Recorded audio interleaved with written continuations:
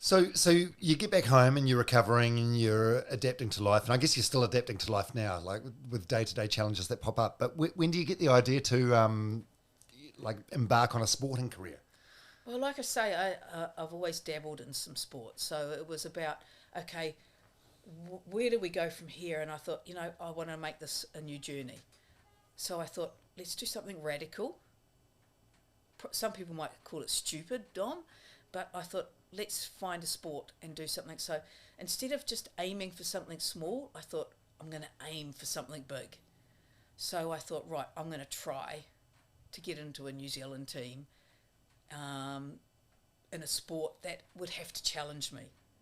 So like I said before, I've dabbled in a bit of running and I've dabbled in a bit of cycling, but I hate swimming with a passion. Absolutely loathe it. So I thought, probably for one, because I have to keep my mouth shut too, eh? So, so I thought, let's try triathlon. So, there was all these things and these challenges, and I knew swimming was going to be my challenge, obviously. I didn't know if I was going to sink, swim, or go in circles, mate.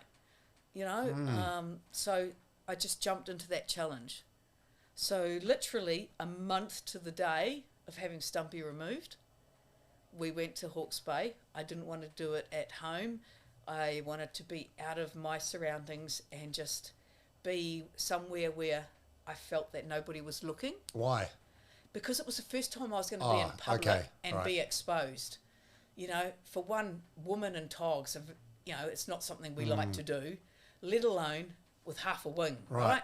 But for anyone that's listening to this that doesn't know that area of New Zealand, like you're talking like a 2-hour road trip. That's like from Fielding to Hawke's Bay. Yeah, it's a couple of hours. It's a totally. long way to go for half an hour in the pool. But I knew there was a good pool there, and I knew it was going to be quiet at that sort of time. So so away we trudged, and we decided it was going to be for a weekend away as well. Okay. So away we trudged. Owen comes into the pool with me. I stripped down, I got my goggles, and I hopped in the pool, and I was like, how the frig am I going to put these bloody goggles on? There was another new challenge straight away. See what I mean? Hundreds of things like that every day that you wouldn't even... So the first thing I done was I got my goggles, I stuck the strap over my nose, and I pulled it back, and I looked like Miss Piggy with my nose in the flaming ear. But I pulled the strap back, and then I was able to adjust my goggles. Yeah. And it was like, there's a challenge. Who else has tried to do that? And I overcame that challenge. So the next thing was to see if we could swim. Now, I had no flaming idea, Dom, how I was going to go. Had no idea. Had no idea how Stumpy was going to react to being put in water. Yeah, I'm just trying to... Yeah. All these things that people probably just take for granted, but it was all new for me. And hence why I wanted to be in a surroundings where nobody knew me so that I could just give it a go. If I floundered, if I sunk, if I went in circles, nobody was going to see me that I knew. So, I said to Owen, film this. This is going to be interesting.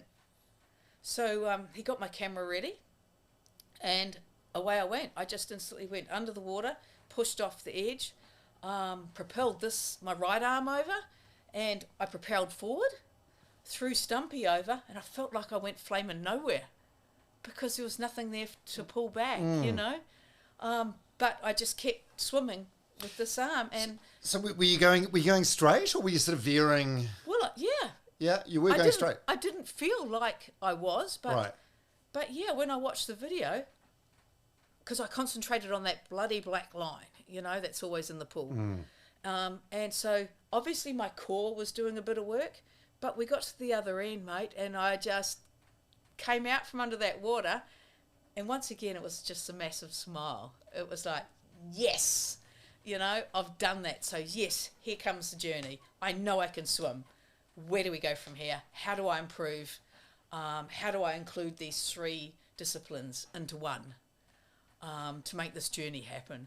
And that's where it started, Dom. That's exactly where it started. Exactly a month to the day after meeting Stumpy. How you guys have got kids, eh? How old are your kids? Owen's got kids, and I've got one. The younger, 34 now. Right. So they're all growing up. So they're all gone, you know. What They're doing their things. what do they make of everything? Honestly, they don't treat me any different. Yeah. Yeah. No, but they must be fucking proud. I hope they are. Yeah. I hope they are. Yeah. Is it not a conversation they've said? It's not a conversation No. I bring up. Is that just sort of your family? You know, I not just a family don't like that to talks talk about myself. Okay. I really don't feel comfortable talking about my achievements because I do it for me and I do it for Owen. I want him to be proud of me. Yes, I'd like Owen's. I think Owen's family is proud of me. I don't know. I as I say, it's not a conversation I like to. Yeah. Hey, are you happy with what I'm doing? Are you proud of me? You know, that's not something I would. You know. No, and it shouldn't be your job to say that, but I feel like to show such courage and strength in such adversity, I feel like that's something that warrants saying to someone you care about, hey, I'm really proud of you. I know Owen's son's son, which is Owen's grandson, Josh.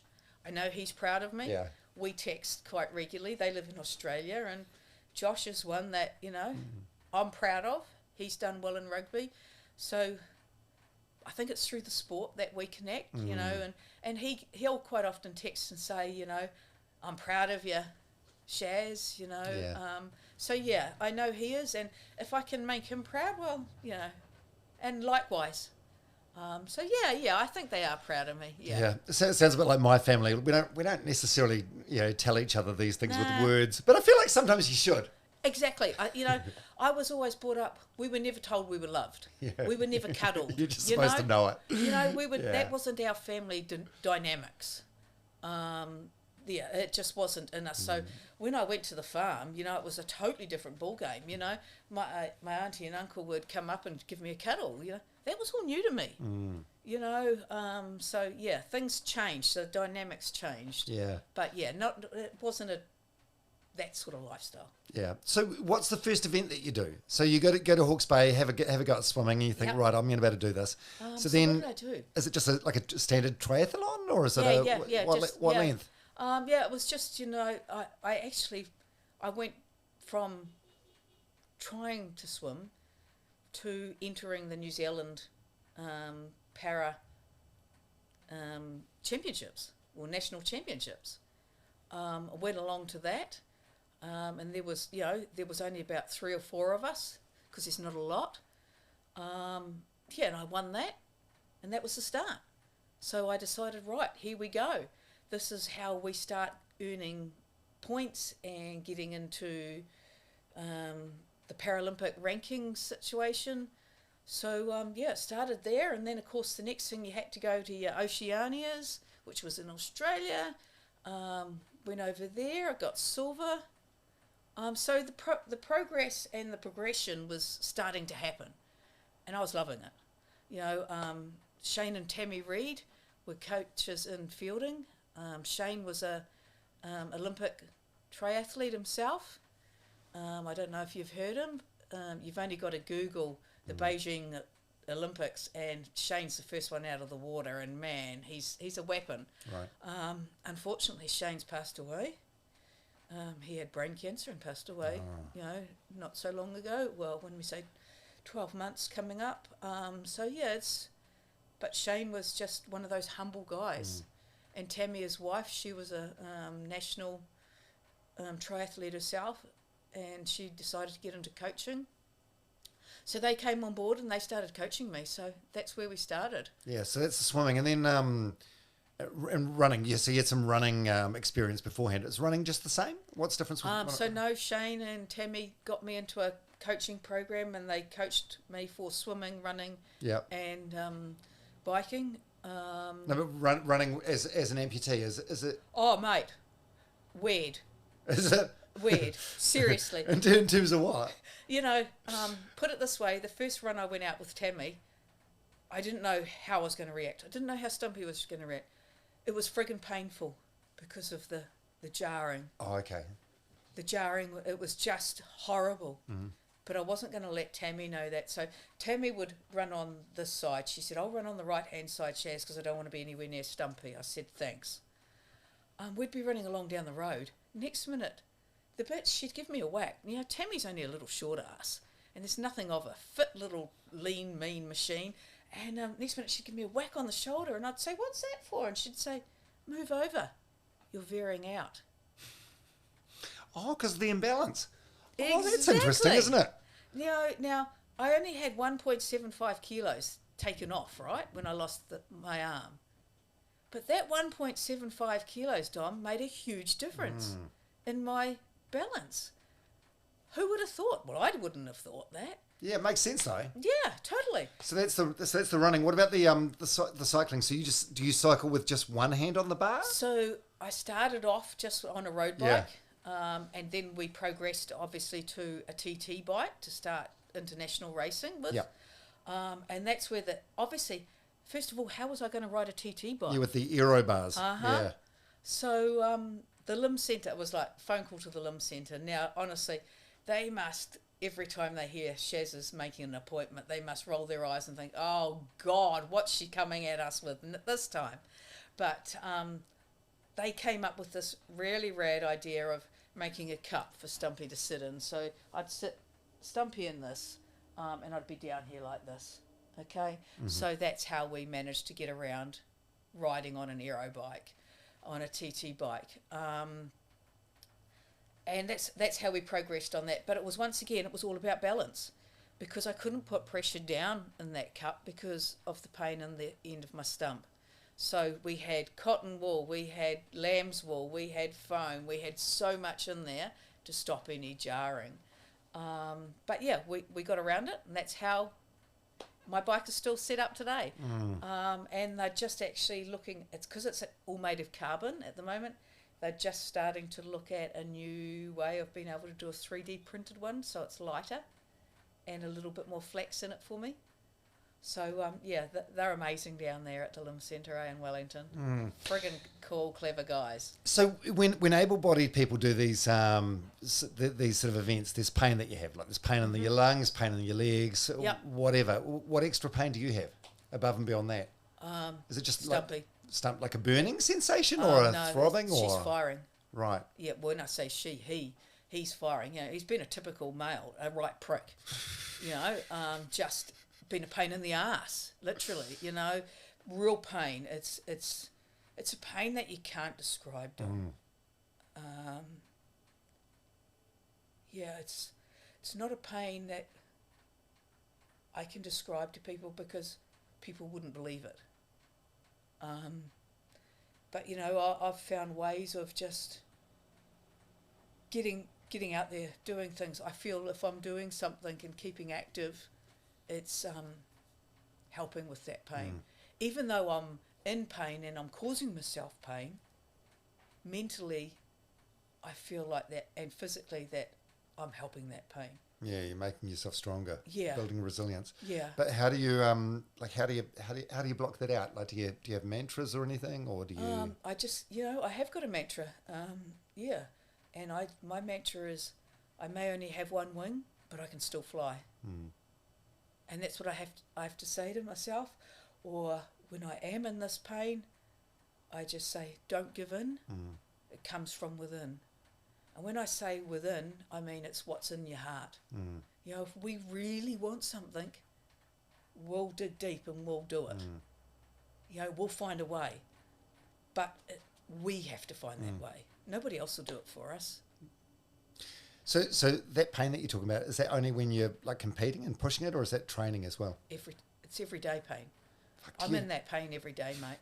So when you're this is the first time, you know, you're a prick because you're making me open up about it, Dom.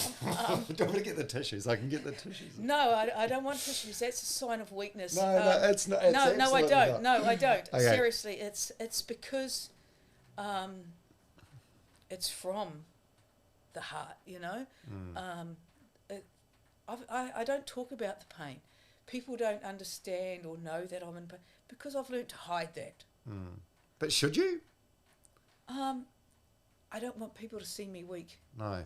That's a weakness to me. Yeah. And I don't want to be weak, Dom. Yeah.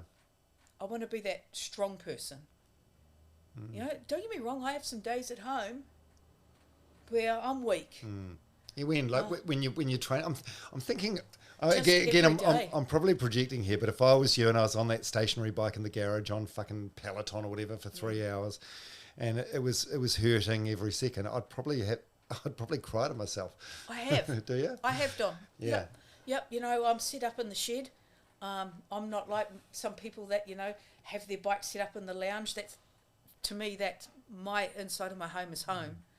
My training, if I have to train on outside, is in the shed. I keep those two lives separate. So there are those sessions where you have to sit on that flaming bike, getting numb bum, and every other department, in a uncomfortable state, out in a shed. And there are times that I do cry, and I think it's Just more because it gets overwhelming. It's all too much, or yeah. Some days I do. I feel like throwing that session in, but I know that at the end of that session, if I didn't do that session, you know what it's like when you're a runner. Some days you don't want to go out for a run, but when you come back, shit, you feel good, right? feel way better afterwards. Yeah, you do. Yeah. And that's how I feel about it. If I was to cut that session short, I wouldn't feel right. It wouldn't sit good, and I'd probably have to go back out later and do it again. Because the guilt's eating you up. Yeah, for sure. And you'd understand that.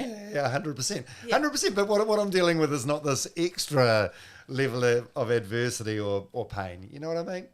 Yeah, there's that term, putting yourself in the pain cave, which anyone that's done any sort of physical activity will understand. But you know that pain is going to go. Yeah, but but you're going to get that pain. No, but what I'm saying, Shaz, is your pain doesn't go. No, it doesn't. No. It's constantly there, and then when you're doing the exercise, it just gets worse. Yeah. It's rough. It's a rough hand to be dealt. Sucks, mate. But, I choose to, move forward. Yeah. That's the only way to go, isn't it? Oh, for sure. There are some days. Owen may have gone out in the afternoon or something, and I've finished training, and I'll go inside, and I'll have a cry, but it's to myself. I won't show that. Why don't you? Out of all the people, you could show it to him, right? Oh, for sure. Wouldn't he understand? Oh, absolutely. Or you just prefer to deal with the stuff on your own?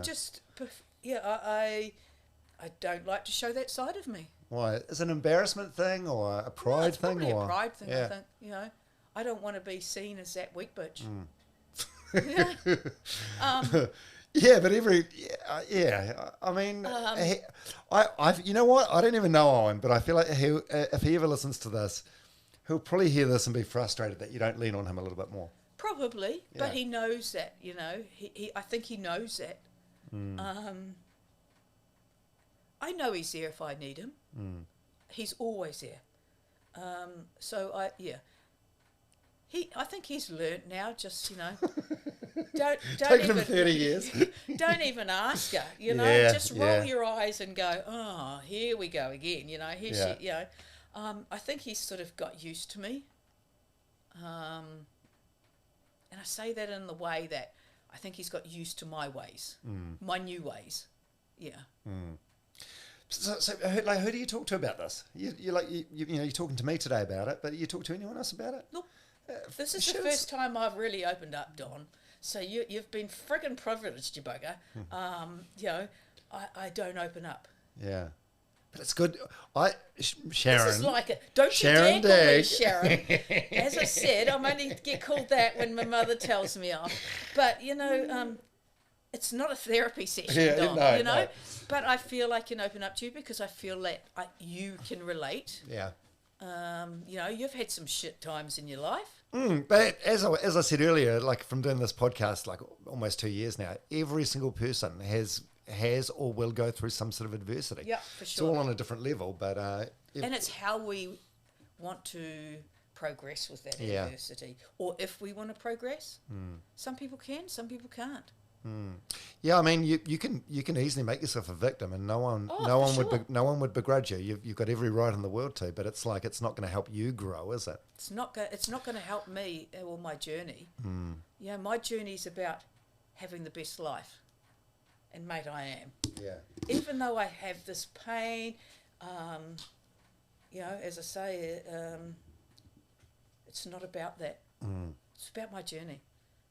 And how exciting that you're on the I suppose, the downward slide of life on the apex. You know, you're in the second half of your life, but it's also like a new beginning. Oh, it's the best part of my life. Yeah. You know, I would never have achieved or done half of the things I've done, Dom, if I hadn't have met Stumpy. Yeah, you could have though, eh? Why wouldn't you have though? Oh, mate, I wouldn't have been able to travel the world like I have. No, but you could have, and it would have been considerably easier, like doing things like triathlon or swimming or coast to coast.